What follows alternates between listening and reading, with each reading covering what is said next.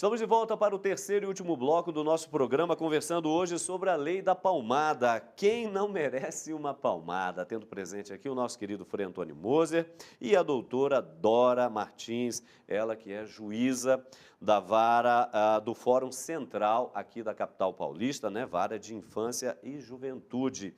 E nesse terceiro bloco, rapidamente, só fazer um convite para você, porque nós estamos aí já às portas desta peregrinação e se você ainda, quem sabe, não fez a sua inscrição, vale a pena. Então, peregrinação para a Itália, Roma, portanto, né, na Itália, estarmos em Roma e também em Assis. Na Itália, em Roma, estaremos participando desse Congresso Internacional para as Novas Comunidades, pregado nada mais, nada menos que pelo grande pregador, padre Raniero Cantalamessa, que é o pregador da Casa Pontifícia, grande franciscano, e também o Prado Flores, doutor em Bíblia, realmente uma pessoa extraordinária. Um grande congresso para as novas comunidades, também seguiremos ali, não é, na Cidade Eterna, dali iremos a Assis, e ainda teremos a oportunidade de participar deste reconhecimento em caráter definitivo, reconhecimento pontifício em caráter definitivo da comunidade Canção Nova, que você faz parte dessa família certamente. Se você ainda não fez a sua inscrição, se inscreva, liga para a Obra de Maria, 0 operadora 12 3186 2055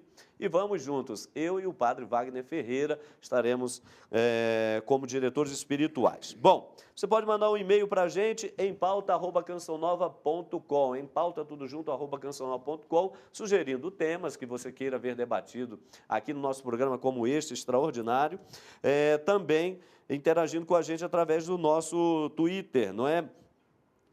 @empautacn ou ainda o meu, @pe_Hamilton. E não deixe de acessar o site do Frei Antônio Moser, antoniomoser.com, porque ali, além da agenda do Frei, dos grandes e variados artigos, você também tem um link para o programa Em Pauta, tá ok? Sem contar que você também pode acessá-lo no YouTube, hein? Não deixe de acessar aí o programa Em Pauta. Doutora, vamos começar nesse terceiro bloco de forma mais, assim, pedagógica, que nós não temos condições de dar respostas prontas, o programa não se propõe a isso, mas fazer a boa reflexão e estabelecer alguns caminhos.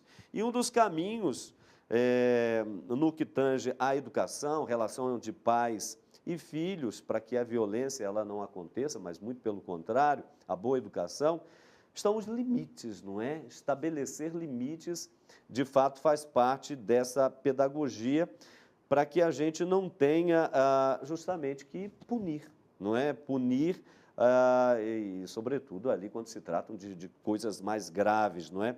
E aí a punição, uma vez que os limites não forem estabelecidos, é óbvio que ela já incorre quase numa certa criminalidade, né? Porque temos esses extremos também, não é isso?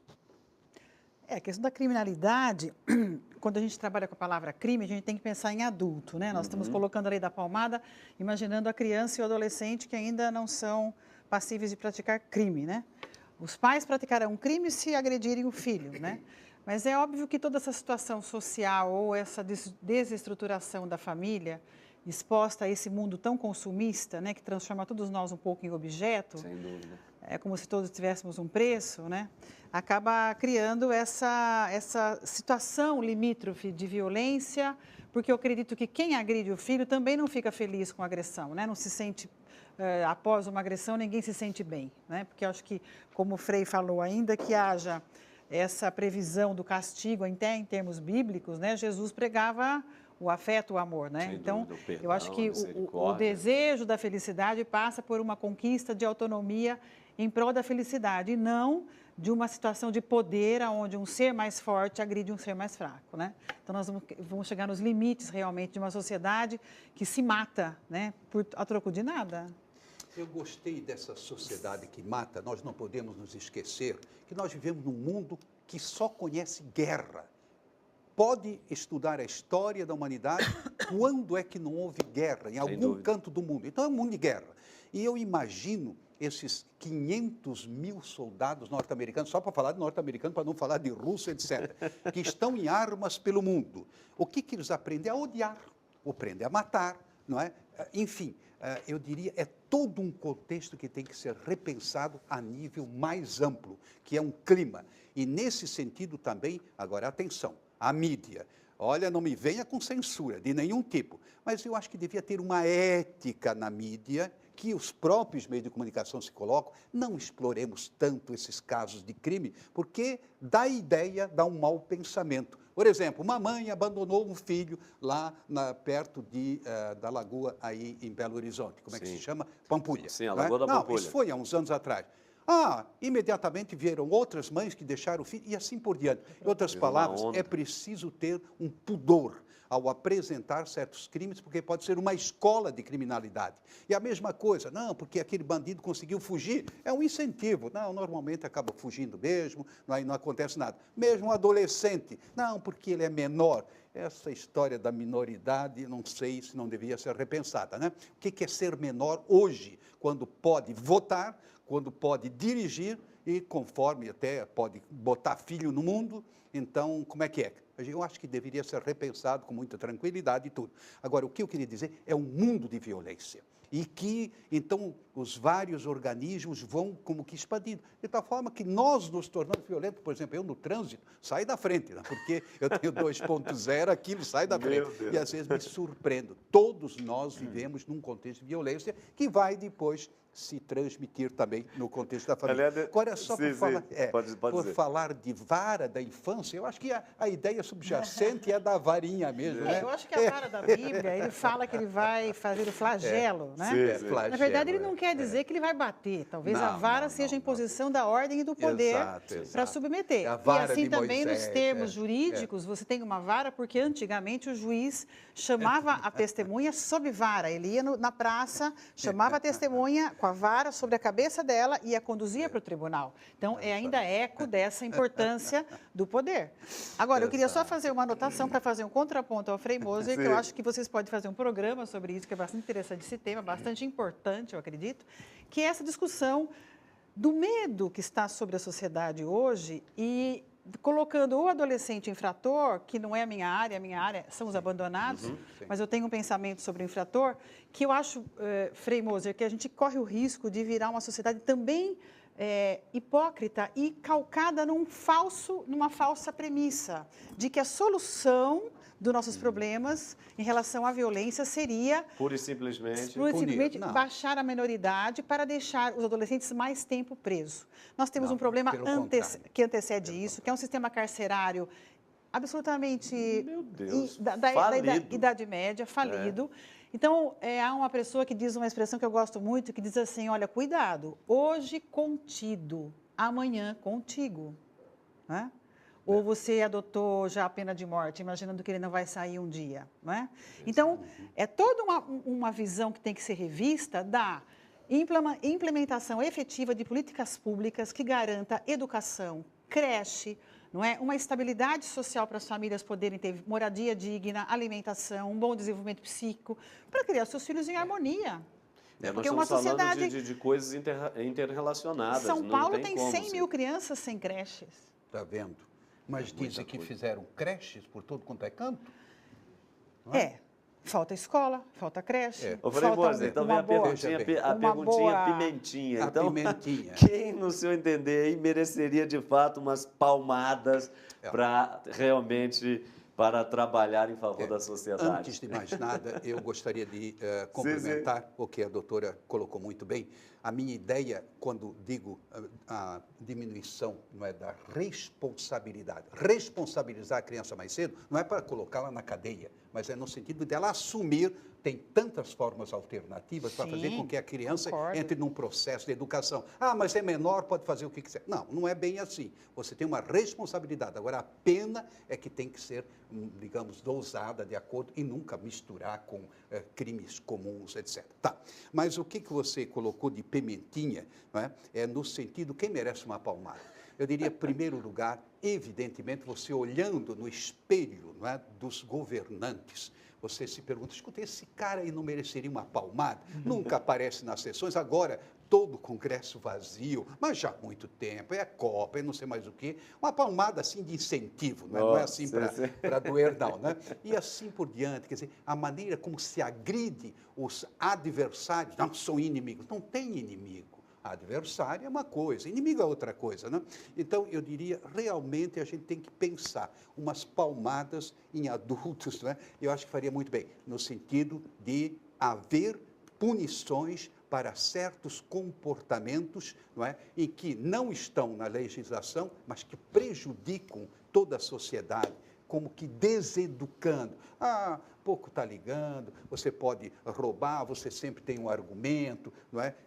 Quando eu digo roubar, não é 1 milhãozinho, não, porque isso é muito pouco, mas uns bilhões, não acontece nada, tudo continua na mesma. Ou seja, realmente há certos personagens dentro da sociedade que mereceriam um tranco, no sentido, assuma a sua responsabilidade. Não é? Então, isso que me parece que seria a palmada. Não? Tá certo. Doutora, no que a senhora citou ainda há pouco, em relação à questão da pedagogia, da educação e etc., me faz recordar que este que nós ainda há pouco citamos um livro dele, não o Padre Joãozinho, mas o Padre Léo, ele tinha uma expressão que dizia que, às vezes, o defeito dos filhos são filhos dos defeitos dos pais. Opa, verdade. Não é verdade?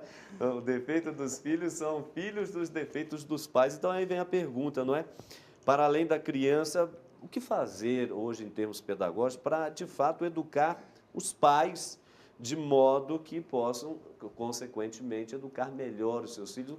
Que tipo de subsídio está faltando aos nossos pais, à família nesse momento, a seu ver, por favor? Olha, eu acho que hoje as famílias, existe aí, eu vou falar a partir do local Sim, que eu sim. trabalho, da minha atividade, a gente investe muito e espera muito que funcione a rede social, né? O Estado oferece uma rede social através de vários mecanismos de apoio para as pessoas. Então, vamos imaginar uma família disfuncional que está com problema, um pai que está com problema de droga, uma mãe que está desempregada ou doente. Então, você espera que o poder público, a sociedade, permita que essa família tenha o seu acolhimento nas diferentes necessidades, para que ela se recomponha minimamente e tenha um acompanhamento psicológico, se for o caso, ou de saúde mesmo, e ela possa prosseguir. Porque quando a gente percebe uma família esfacelada, geralmente é por esses ângulos, né? Ou é uma questão de droga, do álcool, de um desemprego que vai ficando crônico, e aí a pessoa perde a moradia porque não consegue pagar o aluguel. Estou falando isso num lado extremo, né? Sem dúvida. Acontece que também existe muita criança abandonada e sofrendo dentro de famílias aparentemente estruturadas. Então, talvez a gente precise discutir cada vez mais essa questão. Aí eu acho que entra uma palavrinha, a educação ética. Exato. Que deveria começar desde o jardim da infância. A ética, ela vai além da religião, ela é mais profunda. Então, não tem nada, porque faz parte dessa igreja ou daquela igreja. Não, não. O ethos é algo de mais profundo. Então, a criança, os valores, despertar dos valores. O que é que se apresenta como valor? Não é? Muitas vezes são desvalores. E ali ninguém vai tomar a mal, porque pode soar assim como um pouco reacionário. É uma sociedade de direitos. Houve grandes conquistas, graças a Deus. Mas muitas vezes se esquecem os deveres que correspondem aos direitos. Direitos e deveres. Então também o filho tem direitos, os pais têm direitos, mas também tem deveres. Não é? Porque senão nós vamos cair numa sociedade onde não há mais lei, não há mais valores. Cada um faz o que bem entende, ou seja, um liberalismo total. E, evidentemente, isso vai propiciar... E o senhor tem sentido essa ausência desse cultivo da ética, quer seja nas famílias, etc., mas de maneira especial nas escolas também? Bom, você tocou num ponto aí no Centro Educacional Terra Santa Petrópolis, né, que é a menina dos meus olhos. Olha, é uma alegria ver como essas crianças são educadas e como elas correspondem, mas elas são levadas a ouvir música clássica, numa capelinha de estilo ortodoxo, sabe? Ou ecumênico, então música clássica, aí a tia explica um pouco, aí elas fazem suas orações espontâneas. Olha, o resultado é fantástico. Mas o que é mais extraordinário é que os pais começam a entrar na mesma dinâmica, do respeito, cuido das flores. As crianças que regam as flores, isso é muito bonito, não é? Nunca vi uma criança arrancando uma flor ou estragando uma flor. Isso é muito gratificante, porque elas recebem uma educação para a ética, e não livrinhos aí que queriam passar, não é? Até para jardim de infância, para a escola, não? Queriam passar livrinhos que, no fundo, é uma deseducação. Onde é que fica o ethos, não é? O ethos do nosso povo, o ethos da humanidade, ou seja, precisamos redimensionar mesmo dentro do currículo, não é a matéria, mas que realmente haja uma preocupação. Então, nós estamos criando as bases para uma nova sociedade. Tá certo. Gostaria de agradecer a presença dos dois, não é? Especialmente aqui hoje com a gente, a doutora Dora, e pediria, por favor, uma mensagem da senhora aos pais que nesse momento ficam até, especialmente os mais fragilizados, né? Sem muito chão, sem muita noção do que fazer. Hoje, penso que realmente o nosso programa ajudou e muito a clarear, a esclarecer, a dar um direcionamento, não é? Eu diria aqui, louvado seja Deus por isso, viu? Não posso dizer diferente, como padre tenho que dizer isso mesmo. Mas gostaria, por favor, que a senhora então dirigisse uma mensagem aos pais. Eu só queria Obrigado pela agradecer presença. muito a oportunidade e eu vou ficar nas palavras do Frei. O Frei falou duas coisas importantes agora ao final. Ele disse que as crianças que estão lá em Petrópolis Sim. Petrópolis, Centro Educacional Terra Santa. ouvem boa música, devem se alimentar bem, Sim, vem um muito jardim bem. bonito. E esse bem-estar das crianças reflete até nos pais, que talvez foram carentes disso na hora Sem deles. dúvida. Não é? Então, se a gente oferecer para nossas crianças isso, para todas as crianças, uma vida digna, a educação, uma boa música, um bom alimento, um bom afeto, elas serão bons cidadãos. E aos pais, basta que cumpram, como também disse o Frei, o seu dever. Dizer não para os filhos que querem consumir desesperadamente é dever. Desligar a televisão na hora dos maus programas, para os pais, é um dever. Então, se os pais cumprirem bem seus deveres, não precisarão bater nos seus filhos. Quando um pai bater num filho, pare, olhe no espelho e pense por quê. Obrigada. Moser. Olha, eu acho que aí para os pais, essa mensagem que a gente quer deixar com esse programa, reflita sobre as suas atitudes. Eventualmente, se você é alguém que costuma bater na criança, digamos assim, sem agredir demais, mas bater, reflita. Se você não é capaz de dizer não, reflita. É um dever de sentar de família. Como é que nós nos tratamos, não é? E nas equipes de Nossa Senhora, isso é muito comum, o dever de sentar do casal. Vamos analisar o nosso comportamento, nossas atitudes, porque às vezes o bater é menos prejudicial do que dar um grito, não é? Levantar a voz, isso humilha, não é? Por exemplo, o esposo para a esposa. Em outras palavras, o casal deve sentar, a família deve sentar e deve, digamos assim, ter uma experiência de diálogo, como foi ressaltado por uma das entrevistadas. Tá certo. Com essas palavras, nós estamos encerrando aqui o nosso programa, agradecendo muito a sua participação, a sua audiência, que significa a atenção ao tema sempre conversado aqui às sextas-feiras no programa Em Pauta. Esse tema certamente vai ser reprisado, porque vale a pena escutar de novo, o que é bom, a gente deve escutar sempre uma, duas vezes, não é?